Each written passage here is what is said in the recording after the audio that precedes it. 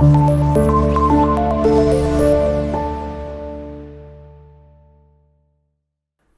alaikum students, my name is Mohammad Ahmad Rashid, your biology teacher. Students, today we are going to discuss our next topic, cell specialization. ये हमारे पास third chapter का एक important topic है cell specialisation. हम इसको देख लेते हैं कि हमारे पास ये सेल स्पेशलाइजेशन क्या होता है. अगर आपको याद हो स्टूडेंट्स, तो आपको मैंने बताया था जब हमने ब्रांचेस पढ़ी थी ना, वहाँ पे एम्ब्रियोलॉजी बताई थी. उसमें हमने ये देखा था कि लिविंग ऑर्गेनिजम्स जो होते हैं ना, मल्टी सेलुलर भी होते हैं, यूनिसेलुलर भी होते हैं. अगर हम हायर एनिमल्स और हायर प्लांट्स की बात करें ना, तो मल्टी सेलुलर ऑर्गेनिजम्स हैं वो सारे के सारे, एक से बहुत ज़्यादा सेल्स मौजूद हैं. ये जो टॉपिक एक्चुअल में ये हमें ये एक्सप्लेन करेगा कि जब लिविंग ऑर्गेनिज्म बनते हैं तो उनका जो स्टार्ट होता है ना, तो वो एक ही सेल से होता है. लेकिन इस वक्त अगर हम अपनी बॉडी में देखें तो ट्रिलियंस ऑफ सेल्स मौजूद हैं और उनमें से बहुत डिफरेंट टाइप के सेल्स हैं. बने एक से ही थे, उसी के डिवाइड होने से इतने ज़्यादा सेल्स बन चुके हैं, लेकिन उन सेल्स में बहुत ज़्यादा स्ट्रक्चरल डिफरेंस है. और उनका फंक्शनल डिफरेंस कैसे हो गए, मतलब हार्ट के सेल्स अलग हैं, स्किन के सेल्स अलग हैं, हमारे ये डिफरेंट जो सेल्स बन गए हैं ये कैसे अपना अपना फंक्शन स्पेसिफिकली परफॉर्म कर रहे हैं, ये एक्चुअल में हम इस टॉपिक में डिस्कस करने जा रहे हैं. सेल स्पेशलाइजेशन में अगर हम देखें तो हमने आपको स्टार्ट में ये बताया था कि कोई भी लिविंग ऑर्गेनिज्म है, जब वो सेक्सुअली उसकी फॉर्मेशन होती है तो वो एक मेल सेल और दूसरा फीमेल सेल के मिलने से उसकी फॉर्मेशन स्टार्ट होती है. स्पर्म सेल और एग सेल जब आपस में कंबाइन करते हैं तो यहाँ पे एक नया सेल जनरेट होता है जिसको हम बोलते हैं जायगोट. स्टूडेंट, कोई भी लिविंग ऑर्गेनिज्म अगर हम मल्टी सेल की बात करें तो ये जायगोट एक वो वाला सेल है जो हमारी लाइफ का सबसे स्टार्टिंग वाला सेल था. इसी सेल से लिविंग ऑर्गेनिजम्स जो हैं वो बन रहे होते हैं, यानी कि यही जायगोट डिवाइड होगा, रीडिवाइड होगा और इस तरह से उसकी डिवीजन चलती रहेगी. इसमें सेल डिवीजन का प्रोसेस चलता रहता है और एक ही जायगोट से हमारी बॉडी में इस वक्त ट्रिलियन ऑफ सेल्स जो बन चुके हैं वो इस जायगोट से बने हैं, इसके डिवाइड होने से बने हैं. तो इसकी डिवीजन से इस वक्त हमारी बॉडी में मल्टी सेल्स मौजूद हैं, यानी कि बिलियन और ट्रिलियन ऑफ सेल्स मौजूद हैं, वो सारे इसी जायगोट से बने हैं. एक्चुअल में जो टॉपिक है सेल स्पेशलाइजेशन, वो उसमें यही बता रहा है कि जायगोट से अगर आगे नए बनेंगे तो वो सारे के सारे सेल्स जायगोट की तरह के ही होंगे. लेकिन इस वक्त बॉडी में इतने ज़्यादा डिफरेंट सेल्स कैसे हो गए, डिफरेंट फंक्शन अपना कैसे परफॉर्म कर रहे हैं, स्ट्रक्चर कैसे डिफरेंस हो गए. तो इस मल्टी सेलुलर जो एक लिविंग ऑर्गेनिज्म है उसकी बॉडी में डिफरेंट सेल्स स्ट्रक्चरल और फंक्शनल उनका डिफरेंट है, यानी कि उनके अंदर चेंजेस आ चुके हैं, उनका स्ट्रक्चर भी डिफरेंट हो चुके हैं और वो अपने फंक्शन के हिसाब से भी एक दूसरे से सेपरेट हो चुके हैं. तो स्ट्रक्चरल और फंक्शनल डिफरेंस जो आया है ये सेल स्पेशलाइजेशन हम इसको बोलते हैं. जायगोट से मल्टी सेल्स का बनना और फिर उन्हीं सेल्स का अपना स्पेसिफिक फंक्शन परफॉर्म करना, यही सेल स्पेशलाइजेशन होती है. कि एक ही तरह के सेल से मिलियन सेल्स बने हैं, लेकिन उन सभी सेल्स में उनका स्ट्रक्चर भी डिफरेंस है, उनका फंक्शन भी डिफरेंस है. देखें हमारी जो स्किन है ना, इसमें जो ऊपर की सरफेस है, एपिथेलियल सेल्स है, ये डिफरेंट है. हमारे हार्ट के सेल्स हैं वो डिफरेंट है. हमारे लंग्स के अंदर जो सेल्स हैं उनका स्ट्रक्चर भी डिफरेंट है, वो फंक्शन भी परफॉर्म अलग कर रहे हैं. जो हार्ट के सेल्स फंक्शन परफॉर्म करेंगे वो लंग्स के सेल्स परफॉर्म नहीं कर सकते, जो लंग्स के सेल परफॉर्म करेंगे वो हमारी जो स्किन के सेल्स है वो नहीं परफॉर्म कर सकते.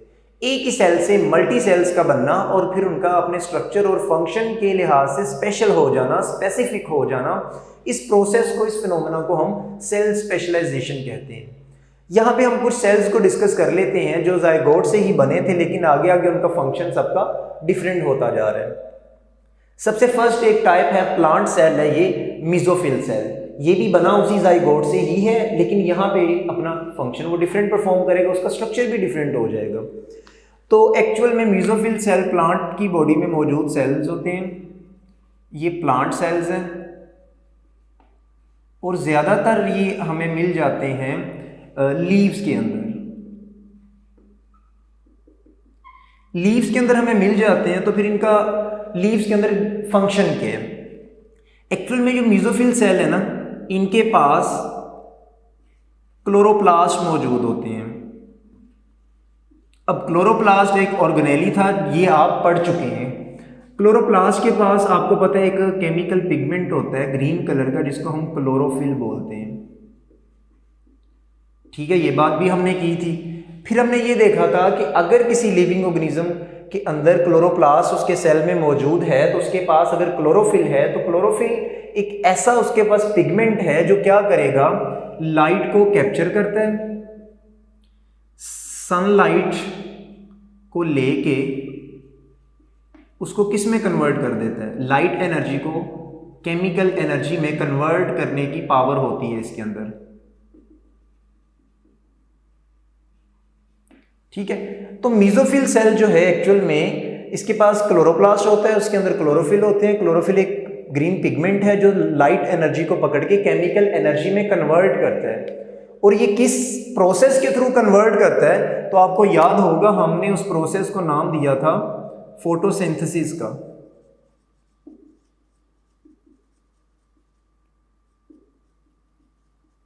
फोटोसिंथेसिस के प्रोसेस के थ्रू ये लाइट एनर्जी को केमिकल एनर्जी में कन्वर्ट करता है। ये सारी बातें हमने की हुई है। तो एक्चुअल में आप देखेंगे कि जब प्लांट सेल को आप पकड़ेंगे, लीव्स में से आप इन मीजोफिल सेल्स को आइडेंटिफाई करें, तो ये मैंने एक यहाँ पे उसका लीव का थोड़ा सा स्ट्रक्चर ड्रा किया है। ये जो सबसे स्टार्ट में एक लेयर आपको दिखाई दे रही है, इसको हम बोलते हैं एपिडर्मल लेयर, या इसको एपिडर्मस का नाम दे देते हैं। ठीक है, ये इसके अंदर मौजूद जो सेल्स हैं, ये शेप के आपको जो दिखाई दे रहे हैं, इनको हम बोलते हैं कि ये मीजोफिल सेल्स हैं।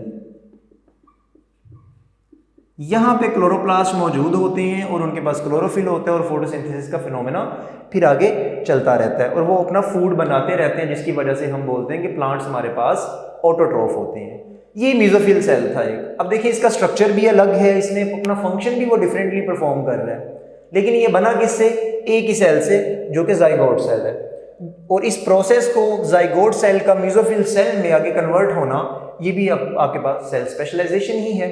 एक सेल से जाइगोट से आगे नई टाइप का सेल एक बना है, मीजोफिल सेल। इसी तरह से आगे हमारे पास एक एपिडर्मल सेल होता है। एपिडर्मल सेल एक्चुअल में, ये जो अभी हमने एपिडर्मस की बात की है ना, ये एपिडर्मस जो है ये आपकी एक्सटर्नल एक लेयर मौजूद होती है। ये भी ज़्यादातर प्लांट और एनिमल दोनों में एग्जिस्ट कर रही होती है। प्लांट सेल के जो एक्सटर्नल लेयर उसमें होती है, जिसको हम एपिडर्मल लेयर बोल रहे हैं, और ये ज़्यादातर प्लांट के जो ऑर्गन्स होते हैं ना, उनके ऊपर मौजूद होती है। तो प्लांट के डिफरेंट ऑर्गन्स के ऊपर एक मेम्ब्रेन मौजूद होती है, जिसको हम एपिडर्मल मेम्ब्रेन बोलते हैं। और वो एपिडर्मल मेम्ब्रेन जो होगी वो एपिडर्मल सेल से मिलकर बनी होती है। ये इसका काम क्या होता है, ये इसको प्रोटेक्शन प्रोवाइड कर रही होती है प्लांट की डिफरेंट ऑर्गन्स को, उनको ये प्रोटेक्शन प्रोवाइड कर रही होती है। अब ये सारे एपिडर्मल सेल से मिलके बनी होती है, जो एपिडर्मस होती है। इसके अलावा अगर हम देखें, इसका फंक्शन, एक और भी फंक्शन ये परफॉर्म कर रही होती है। रूट हेयर्स होते हैं, ये रूट हेयर्स आपको, सपोज ये हमारे पास एक प्लांट है,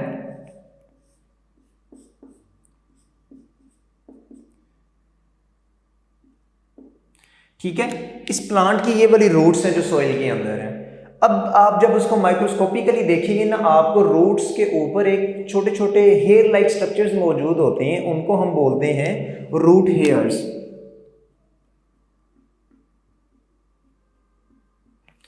ठीक है, ये रूट हेयर्स जो बनते हैं, यहां पर भी रूट हेयर सेल जो होते हैं वो भी एपिडर्मल सेल्स उनमें मौजूद होते हैं।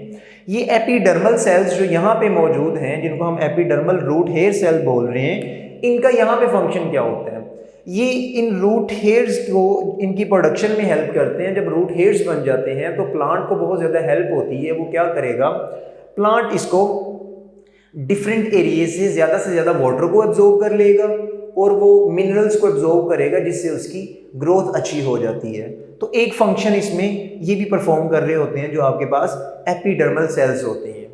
प्रोटेक्शन के अलावा रूट हेयर्स का ये भी काम होता है। इसके अलावा अगर हम देखें तो ये जो एपिडर्मल सेल्स होते हैं ना, ये आपके पास ये जो स्पेस दिखाई दे रही है, इस एरिया को हम स्टोमेटा बोलते हैं। ये ओपनिंग होती है लीव्स के अंदर, जहाँ से क्या होता है, गैसेस का एक्सचेंज होता है। तो गैसेस की एक्सचेंज में भी जो एपिडर्मल सेल्स होते हैं ना, ये बहुत ज़्यादा हेल्प कर रहे होते हैं, क्योंकि एपिडर्मस के अंदर कुछ गार्ड सेल्स होते हैं। ये गार्ड सेल्स क्या करते हैं, ये मैंने रेड कलर के जो बनाए हुए हैं, ये गार्ड सेल्स हैं, ये इसकी ओपनिंग और क्लोजिंग को कंट्रोल कर रहे होते हैं।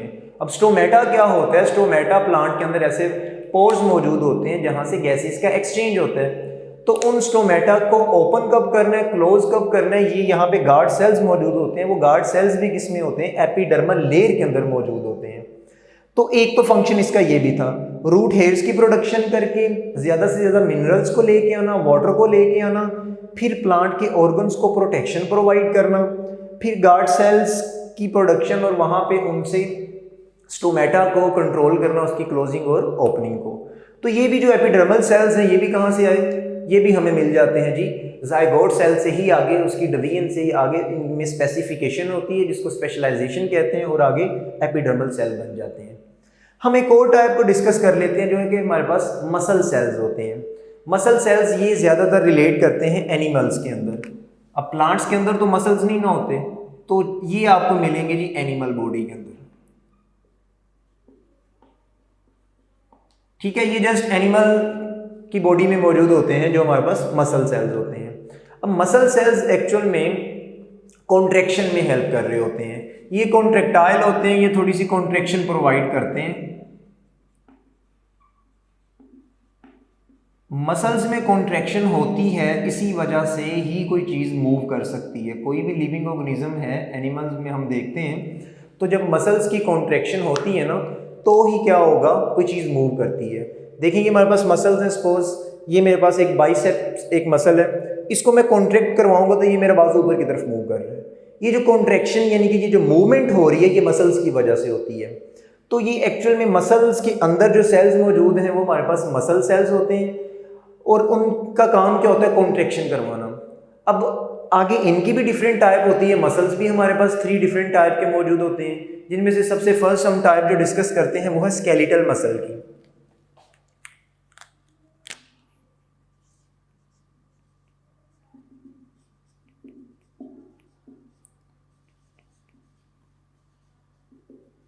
स्केलेटल मसल्स की जो टाइप होती है, जो हमारे स्केलेटन में मौजूद हैं, जो आपको अपनी पूरी बॉडी में जो मसल्स दिखाई दे रहे हैं, ये सारे के सारे जो अपर आपको दिखाई देते हैं, ये स्केलेटल मसल्स होते हैं। इन स्केलेटल मसल्स का, ये सारे के सारे मसल्स बोन्स के साथ अटैच हुए होते हैं, और इनका काम होता है कॉन्ट्रैक्शन का। कॉन्ट्रैक्शन होगी, ये मसल्स कॉन्ट्रैक्ट करते हैं, जिसकी वजह से मूवमेंट और लोकोमोशन होती है। कोई भी एनिमल होगा, उसमें मूवमेंट और लोकोमोशन का जो फिनोमेना होता है, वो इन मसल्स की मूवमेंट की वजह से होता है, इन मसल्स की कॉन्ट्रैक्शन की वजह से होता है। मूवमेंट सिंपल, जैसे मैंने आपको ये एग्जांपल दी है मसल्स की, ये मूव कर रहे हैं। और दूसरा, अगर लोकोमोशन की बात करें, तो एक जगह से चल के दूसरी जगह पे जब हम जा रहे होते हैं, उसे हम लोकोमोशन कहते हैं, जिसमें एज अ होल बॉडी हमारी मूव कर रही होती है। तो इन दोनों में स्केलेटल मसल्स का काम होता है। और स्केलेटल मसल्स किन से बने होते हैं, इन्हीं मसल सेल से मिलके बने होते हैं। और ये मसल सेल्स कहाँ से आए हैं, एक ही सिंपल सेल जो ज़ायगोट था, उसी में आगे स्पेशलाइजेशन हुई, उन्हीं में स्पेसिफिसिटी हुई, और आगे मसल सेल्स भी बन जाते हैं। स्केलेटल मसल्स के अलावा जो इसकी दूसरी टाइप होती है मसल सेल की, वो आपके पास कार्डियक मसल्स होते हैं। कार्डियक का वर्ड आप जब भी सुनते हैं, आपके माइंड में फौरी हार्ट के बारे में आ जाता है। तो ये जो कार्डियक मसल्स होते हैं, ये आपके हार्ट के अंदर मौजूद हैं। आपके हार्ट के जो मसल्स हैं, वहाँ पर जो सेल्स मौजूद हैं, वो भी आपके पास कार्डियक मसल सेल्स होते हैं। उनका क्या काम होता है, वो जब कॉन्ट्रैक्ट करेंगे, उनकी कॉन्ट्रैक्शन से ब्लड की सप्लाई होती है बॉडी को। यानी कि ये सेल्स जो होंगे, इनका जो फंक्शन है, वो ब्लड को पंप करना है। ठीक है, ब्लड पंप कर रहे होते हैं पूरी बॉडी के अंदर। जो ब्लड की सप्लाई है, वो हार्ट कंट्रोल कर रहा होता है, और वो ब्लड जो पंप कर रहा होता है, उसके अंदर जो सेल्स अपना फंक्शन परफॉर्म कर रहे होंगे, वो कार्डियक मसल सेल्स होते हैं। इसके अलावा इसकी जो थर्ड टाइप होती है मसल सेल की, वो आपके पास स्मूथ मसल सेल्स आ जाते हैं।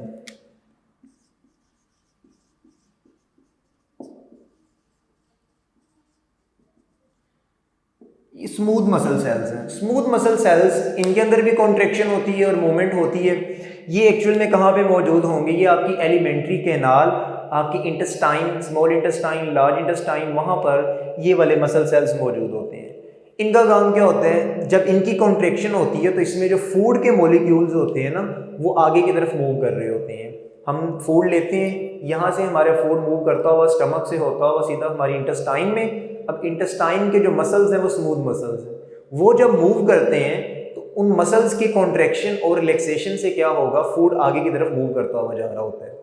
तो इनके अंदर भी हमारे पास मसल सेल्स मौजूद होते हैं, जो स्मूथ मसल सेल्स जिनको हम बोलते हैं। और ये सारे सेल्स जो भी आपने डिस्कस किए हैं, ये इसी सेल स्पेशलाइजेशन के प्रोसेस के थ्रू बनते होते हैं। और ये एक ही सेल जाइगोट से ही आगे उनके अंदर स्पेशलाइजेशन होती जा रही होती है और हमारे पास ये सारी टाइप के सेल्स बन रहे होते हैं। नेक्स्ट हमारे पास जो सेल्स आ जाते हैं, उनकी फर्दर इनकी टाइप्स हम डिस्कस कर लेते हैं। स्टूडेंट, नेक्स्ट हमारे पास जो सेल मौजूद थे वो रेड ब्लड सेल्स हैं, न्यूरॉन्स हैं और लीवर सेल्स हैं। इससे पहले हमने जो 3 डिस्कस कर लिए हैं। अब रेड ब्लड सेल्स को हम एरिथ्रोसाइट्स भी कहते हैं, दूसरा नाम इनको मेडिकल में एरिथ्रोसाइट्स बोलते हैं। एरिथ्रोसाइट्स भी आपके पास ये स्पेशलाइज्ड सेल्स हैं।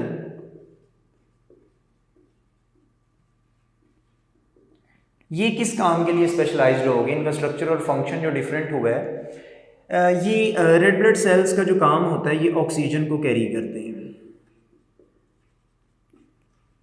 हमने इससे पहले वो जैसे कार्डियक मसल सेल पढ़े थे ना, हमने ये बात की थी कि जो हार्ट के सेल्स होते हैं वो एक्चुअल में ऑक्सीजन को सप्लाई कर रहे होते हैं, ब्लड को सप्लाई करते हैं। जैसे ही हम ऑक्सीजन को इनहेल करते हैं, ऑक्सीजन सीधा हमारे लंग्स में जाती है, वहाँ से वो ब्लड में जाती है। ब्लड में ऑक्सीजन को कौन कैरी करता है? वहाँ से ऑक्सीजन को ये रेड ब्लड सेल्स या एरिथ्रोसाइट्स उसको कैप्चर कर लेते हैं। ये अब इनके पास कौन सी ऐसी चीज़ होती है जो उस प्रोटीन को कैप्चर कर लेती है, सॉरी जो ऑक्सीजन को कैरी करते हैं? उसमें इनके पास एक प्रॉपर प्रोटीन होती है जिसको हम हीमोग्लोबिन बोलते हैं। ये वो प्रोटीन होती है जो रेड ब्लड सेल्स के पास मौजूद होती है और रेड ब्लड सेल्स के अंदर ये होती है। ऑक्सीजन इसके साथ अटैच हो जाती है और पूरी बॉडी में ऑक्सीजन को सप्लाई कर दिया जाता है। ये हीमोग्लोबिन जो है रेड ब्लड सेल्स के अंदर मौजूद होती है, ये एक प्रोटीन होती है। अगर इसका हम स्ट्रक्चर देखें ना, तो ये हमें सर्कुलर शेप का, बाई कनकेव शेप का मिल जाता है। और इम्पॉर्टेंट बात यह है कि इसके अंदर कोई न्यूक्लियस नहीं मौजूद होता, इसमें कोई माइटोकॉन्ड्रिया नहीं है, इसमें कोई एंडोप्लाज्मिक रेटिक्यूलम नहीं है। ये सारी चीज़ें इसके पास मौजूद ही नहीं है। क्यों नहीं मौजूद? ताकि इसके पास स्पेस काफ़ी ज़्यादा बच जाए और इसके अंदर ये वाली प्रोटीन ज़्यादा से ज़्यादा मौजूद हो। ये सारे प्रोटीन के मॉलिक्यूल्स हैं। कौन सी प्रोटीन? ये हीमोग्लोबिन प्रोटीन है। ये क्या करती है? ये अपने साथ ऑक्सीजन को कैरी करती है। ये ऑक्सीजन के मॉलिक्यूल इसके साथ अटैच हो जाते हैं और फिर वो पूरी बॉडी में सप्लाई कर दिए जाते हैं। ये एरिथ्रोसाइट्स का काम होता है, ब्लड के जो सेल्स होते हैं ये वाले। नेक्स्ट हमारे पास जो है ये न्यूरॉन सेल्स आ जाते हैं। न्यूरॉन्स या न्यूरॉन नर्व सेल इनको हम बोलते हैं। इनका काम क्या होता है? बॉडी के अंदर जितना भी कम्युनिकेशन का सिस्टम है ना, मैसेंजर सिस्टम है, बॉडी के एक पार्ट से दूसरे पार्ट में जो मैसेज भेजा जा रहा होता है वो इन न्यूरॉन्स के थ्रू भेजा जाता है। ये एक स्ट्रक्चर मैंने इसका ड्रॉ किया हुआ है। ये एक न्यूरॉन सेल का स्ट्रक्चर है। लेंथ में ये ज़्यादा होते हैं। अगर इनको हम देखें तो ये न्यूरॉन्स को, इनका जो काम है इसको हम बोलते हैं कि ये कोऑर्डिनेशन में हेल्प करते हैं। कोऑर्डिनेशन मीन बॉडी के डिफरेंट पार्ट का आपस में कम्युनिकेट करना। किसके थ्रू कम्युनिकेट करना? एक केमिकल मैसेज के थ्रू। ये एक दूसरे से बॉडी के जो पार्ट्स होते हैं ना, आपस में समझ लें बातचीत कर रहे होते हैं। केमिकल मैसेज आता है एक,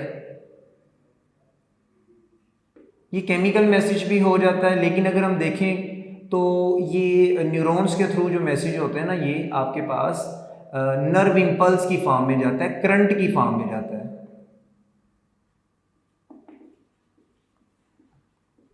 नर्व इम्पल्स की फॉर्म में होता है। उस मैसेज को हम बोलते हैं नर्व इम्पल्स। ये करंट, जैसे करंट नहीं मूव करता वैसा मैसेज होता है।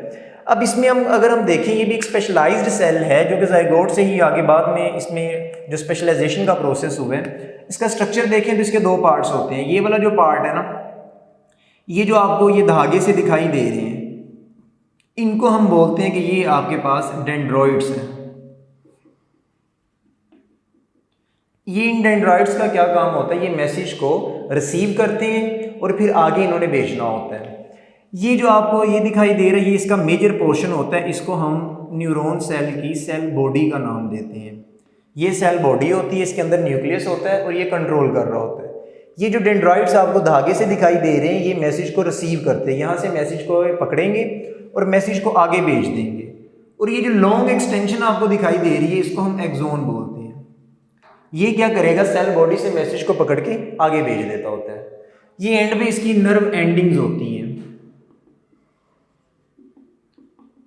तो आप यहां से कंसीडर कर सकते हैं कि जाइगोट तो एक सिंपल सेल था, उससे आगे एक नया बनने वाला सेल कितना कॉम्प्लेक्स हो गया है। इसका देखिए स्ट्रक्चर भी कितना डिफरेंट हो गया, इसका फंक्शन भी आगे डिफरेंट हुआ होगा। तो ये भी सेल आपके पास सेल स्पेशलाइजेशन के मेथड के थ्रू बनता है।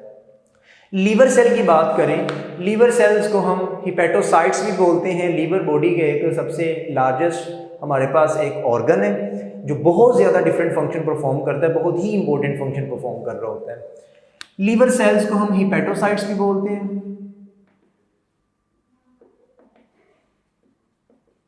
जी, ये हिपेटोसाइट्स किस किस काम के लिए स्पेसिफिक होते हैं? सबसे फर्स्ट इंपॉर्टेंट काम तो ये कि बॉडी में जितना भी एक्स्ट्रा ग्लूकोज होगा ना